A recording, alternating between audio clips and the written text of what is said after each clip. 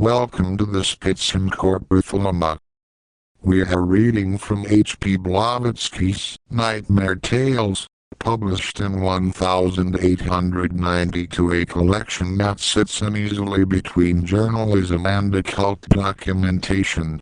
Blavatsky was then in her early 60s, living in London, having spent the previous 2 decades establishing theosophy as a serious intellectual current within Western esotericism. What you are about to hear is titled, Can the Double Murder? And it appears as a letter to the editor of the Sun positioning itself as investigative reportage of a Serbian regicide in 1867. This is not coincidental. Blavatsky's method mixing verifiable historical tragedy with occult technique, presenting mesmerism and astral projection as instruments of political murder investigation, represents a crucial moment in late 19th century esoteric thought, the attempt to bridge spiritualism's crude table rapping with hermetic ceremonial magic, and to position both as legitimate instruments of knowledge. The text belongs directly to the lineage of Dupotet de Savoy and Mesmer, but transforms their animal magnetism into something far more metaphysically ambitious. This is Blavatsky weaponizing the astral body. The passage we are about to read concerns a seance conducted in the Banat region of Eastern Europe, specifically, an attempt to use a young Romani somnambule named Frozia to project her astral form, her double, into the past to identify the murderers of Prince Obrenović. The mesmerizer, a French adept trained in the Dupotet school, attempts to create what Blavatsky terms the scin-lecca, the evocation of the astral double. This is where the narrative reaches its most dangerous threshold. The old Serbian woman, Gospođa P, places a stiletto into the sleeping girl's physical body, presumably to allow the astral form to carry it, and to strike at the murderers across time and space. The attempt to murder through the astral double. The mechanism is crude, almost gothic. But the claim is precise. Consciousness can be projected, can act, can kill. Here is the text as Blavatsky recorded it. To the editor of the Sun. Sir, one morning in 1867 Eastern Europe was startled by news of the most horrifying description.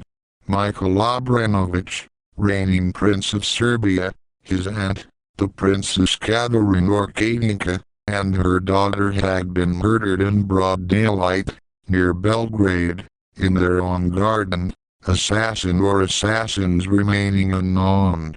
The prince had received several bullet shots and stabs, and his body was actually butchered. The princess was killed on the spot, her head smashed, and her young daughter, though still alive, was not expected to survive.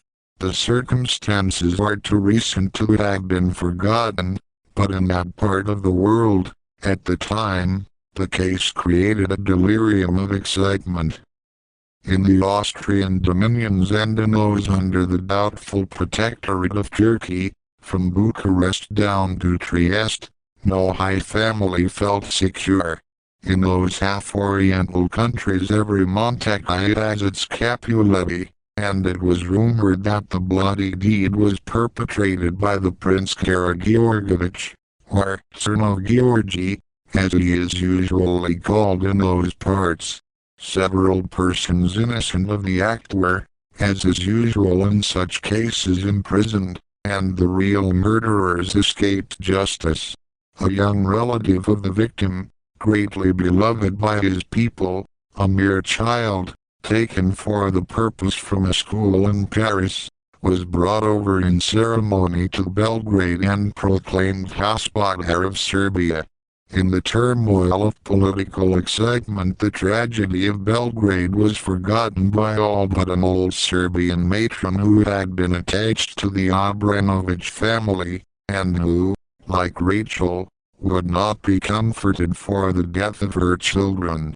After the proclamation of the young Obrenović, nephew of the murdered man, she had sold out her property and disappeared, but not before taking a solemn vow on the tombs of the victims to avenge their deaths. The writer of this truthful narrative had passed a few days at Belgrade, about 3 months before the horrid deed was perpetrated, and knew the Princess Katinka. She was a kind, gentle, and lazy creature at home. Abroad she seemed a Parisian in manners and education. As nearly all the personages who will figure in this true story are still living, it is but decent that I should withhold their names, and give only initials.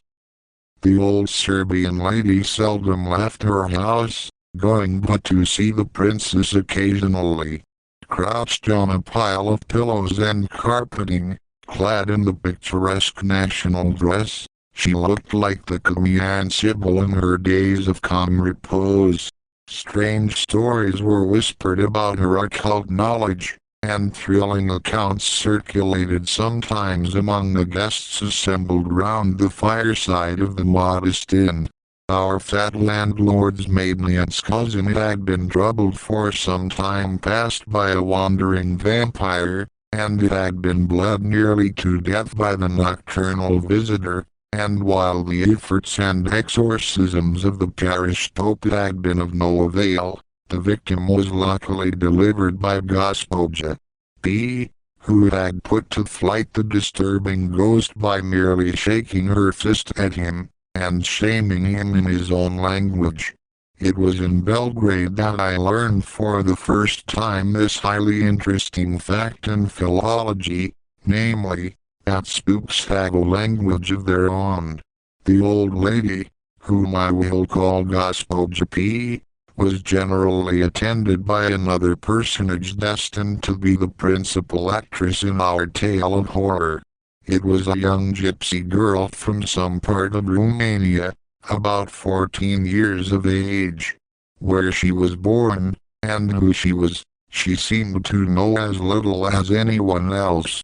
I was told she had been brought one day by a party of strolling gypsies, and left in the yard of the old lady, from which moment she became an inmate of the house. She was nicknamed the Sleeping Girl, as she was said to be gifted with the faculty of apparently dropping asleep wherever she stood, and speaking her dreams aloud. The girl's even name was Frozia. About 18 months after the news of the murder had reached Italy, where I was at the time, I traveled over the Banat in a small wagon of my own, hiring a horse whenever I needed one. I met on my way an old Frenchman, a scientist, traveling alone after my own fashion, but with the difference that while he was a pedestrian, I dominated the road from the eminence of a throne of Brian in a jolting wagon. I discovered him one fine morning slumbering in a wilderness of shrubs and flowers, and it had nearly passed over him, absorbed as I was in the contemplation of the surrounding glorious scenery. The acquaintance was soon made, no great ceremony of mutual introduction being needed. I had heard his name mentioned in circles interested in mesmerism, and knew him to be a powerful adept of the school of duplicate. I had found, he remarked, in the course of the conversation after I had made him share my seat of one of the most wonderful subjects in this lovely finita. I have an appointment tonight with the family. They are seeking to unravel the mystery of a murder by means of the clairvoyance of the girl. She is wonderful. Who is she? I asked. A Romanian gypsy. She was brought up, it appears, in the family of the Serbian reigning prince, who reigns no more, for he was very mysteriously more blue. Take care. Diable, you will upset us over the precipice, he hurriedly exclaimed, unceremoniously snatching from me the reins, and giving the horse a violent pull. You do not mean Prince Abramovich? I asked aghast. Yes, I do, and him precisely. Tonight I have to be there, hoping to close a series of seances by finally developing a most marvelous manifestation of the hidden power of the human spirit, and you may come with me. I will introduce you, and besides, you can help me as an interpreter, for they do not speak French. As I was pretty sure that if the somnambule was Frozia, the rest of the family must be GospodжP, I readily accepted. At sunset we were at the foot of the mountain, leading to the old castle, as the Frenchman called the place. It fully deserved the poetical name given it. There was a rough bench in the depths of one of the shadowy retreats, and as we stopped at the entrance of this poetical place, and the Frenchman was gallantly busying himself with my horse on the suspicious-looking bridge which led across the water to the entrance gate, I saw a tall figure slowly rise from the bench and come towards us. It was my old friend GospodжP, looking more pale and more mysterious than ever. She exhibited no surprise at seeing me, but simply greeting me after the Serbian fashion, with a triple kiss on both cheeks. She took hold of my hand and led me straight to the nest of ivy.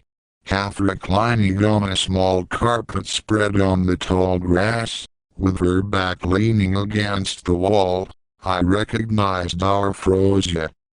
She was dressed in the national costume of the Wallachian women, a sort of gauze turban intermingled with various gilt medals and bands on her head, white shirt with open sleeves, and petticoats of variegated colors.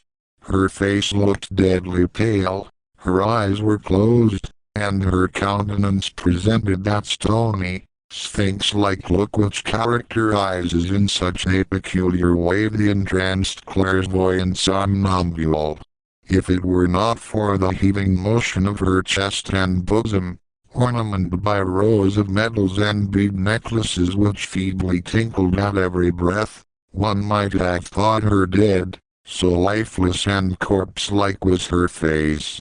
The Frenchman informed me that he had sent her to sleep just as we were approaching the house, and that she now was as he had left her the previous night.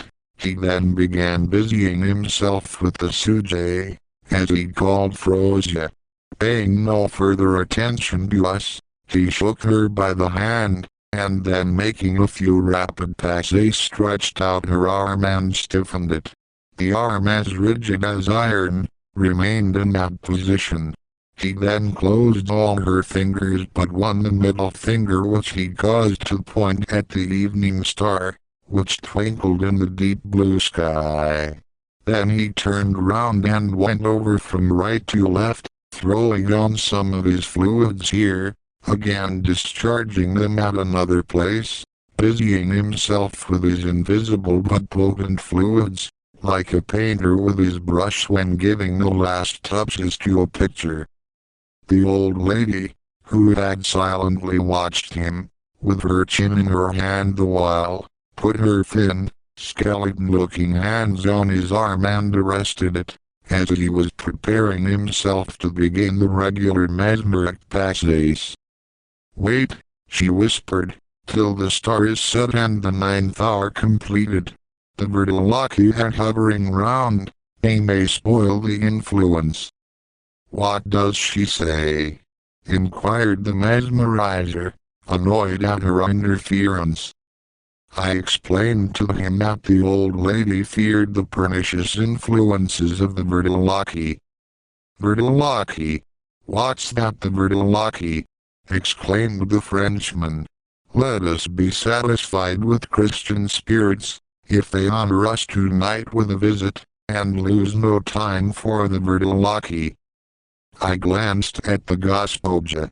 She had become deathly pale and her brow was sternly knitted over her flashing black eyes. "Tell him not to jest at this hour of the night," she cried. "He does not know the country. Even this holy church may fail to protect us once the Verdelaki are roused. What's this?" Pushing with her foot a bundle of herbs the botanizing mesmerizer had laid near it on the grass. She bent over the collection and anxiously examined the contents of the bundle, after which she flung the whole into the water. "It must not be left here," she firmly added. "These are the street John's plants, and they might attract the wandering ones." Meanwhile the night had come, and the moon illuminated the landscape with a pale, ghostly light. The nights in the Banat are nearly as beautiful as in the east, and the Frenchman had to go on with his experiments in the open air, as the priest of the church had prohibited such in the tower, which was used as the parsonage, for fear of filling the holy precincts with the heretical devils of the mesmerizer, which, the priest remarked, he would be unable to exorcise on account of their being foreigners.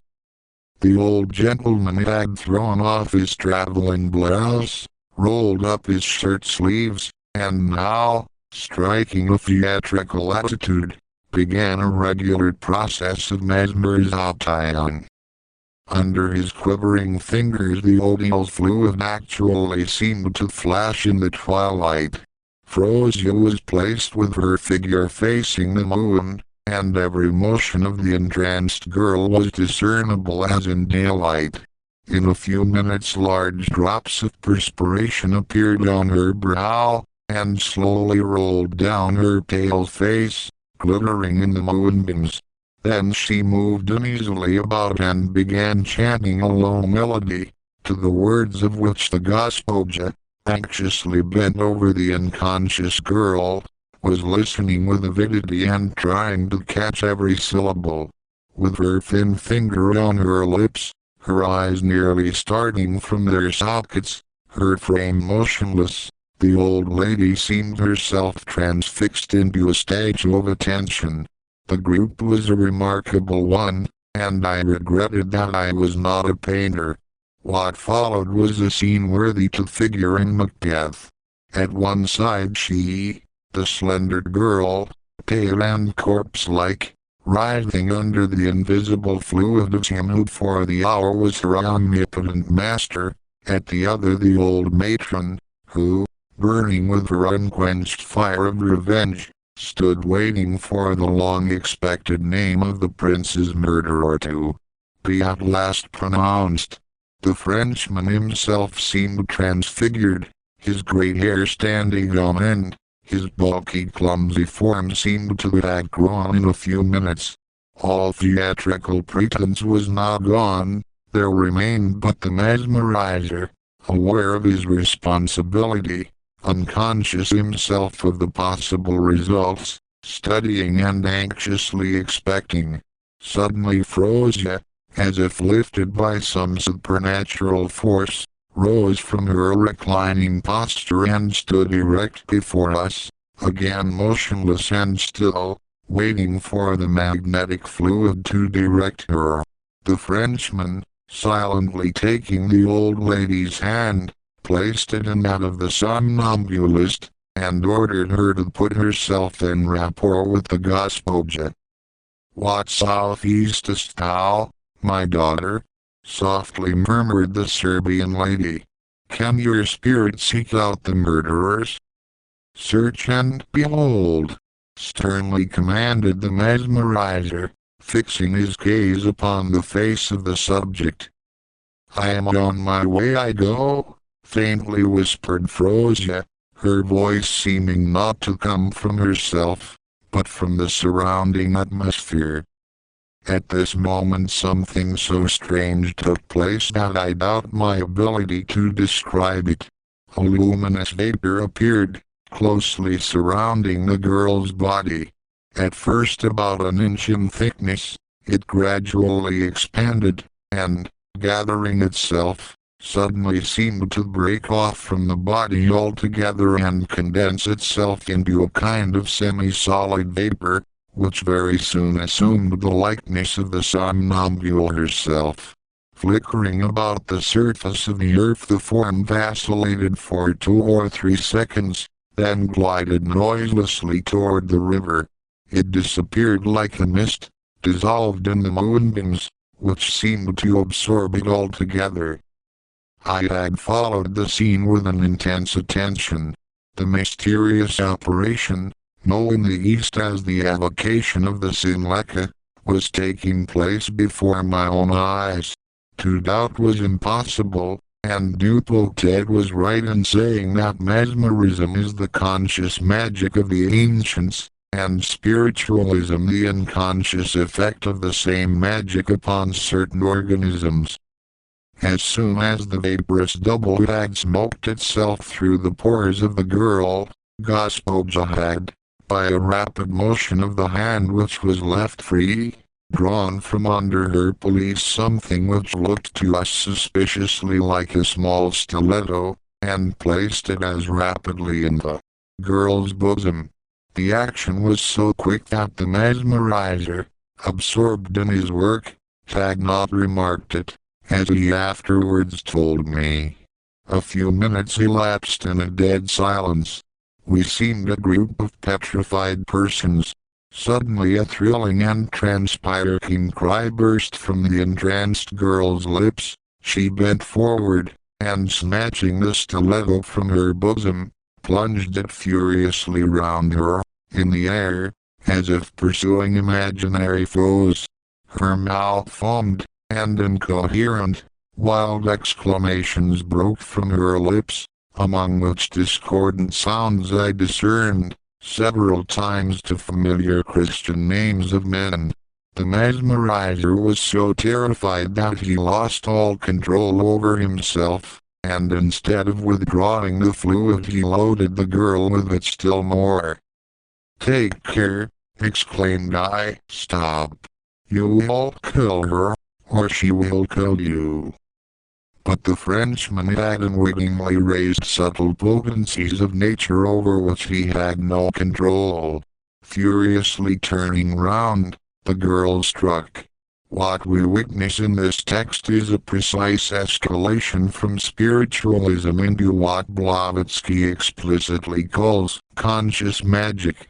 The séance is not a parlor entertainment nor religious communication with the deceased. It is an operational technique. The astral double, the scin-lecca, the luminous vapor is extracted, instructed, and weaponized. The stiletto in the physical body creates a sympathetic link between the sleeping girl and her projected form. When she awakens with the wound, the astral body carries that wound into the past, into the space where the murderers still live. This is homeopathic magic operating through the astral dimension. But notice what Blavatsky is claiming with supreme casualness, that spiritualism itself is merely the unconscious operation of what the ancients knew consciously as magic. She is not repudiating spiritualism. She is subordinating it. The table rappers and trance mediums of Victorian London are doing magic without knowing it, without consent, without control. The French mesmerizer represents the intermediate stage. He understands that magnetism is real, that the will can project force, but he does not understand that he is opening doors to entities and forces entirely beyond his authority.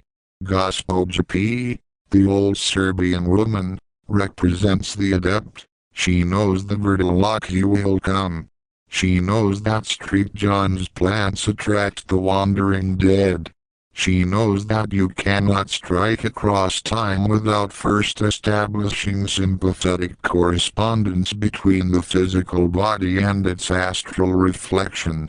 When she places the stiletto in Frosia's bosom, she is not committing an act of superstition.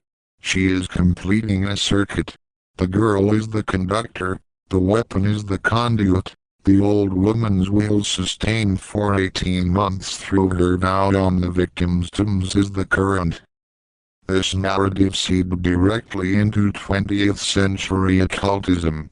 Austin Osman Spare, Dion Fortune's magical attack doctrine, even the later chaos magic movement's understanding of the astral body as a weapon, all of it traces back through texts like this. Blavatsky's genius was to take the diffuse phenomena of spiritualism and present them as techniques. Mesmerism was not a parlor trick. It was technology. Consciousness, properly directed, could injure across distance. And the girl, the somnambule, the natural medium, the sensitive, was not a victim of possession but an instrument waiting for a will strong enough to use her. Next, Eliphas Levi, the doctrine and ritual of high magic. The Spitzen-Körper Thelema. If this archive serves you, support it on Patreon. Link in the description.